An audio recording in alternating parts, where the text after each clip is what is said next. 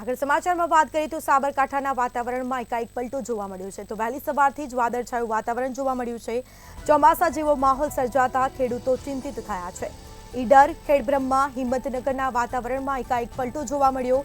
વિજયનગર, પોશિયાનામાં પણ એકાએક વાતાવરણમાં પલટો જોવા મળ્યો છે.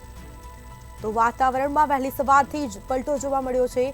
વહેલી સવારથી જ વાદળછાયું વાતાવરણ સર્જાયું છે અને જેના કારણે ખેડૂતો ચિંતામાં ગરકાવ થયા છે. તો આ દ્રશ્યો સામે આવ્યા છે. વહેલી સવારથી જ વાતાવરણમાં એકાએક પલટો જોવા મળ્યો.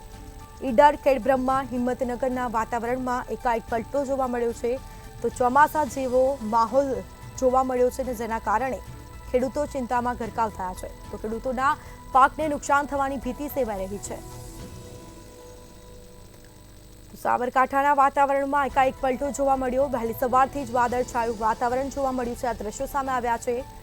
તો ચોમાસા જેવો માહોલ જોવા મળ્યો છે અને જેના કારણે ખેડૂતોના પાકને નુકસાન થવાની ભીતિ ખેડૂતોમાં સેવાઈ રહી છે.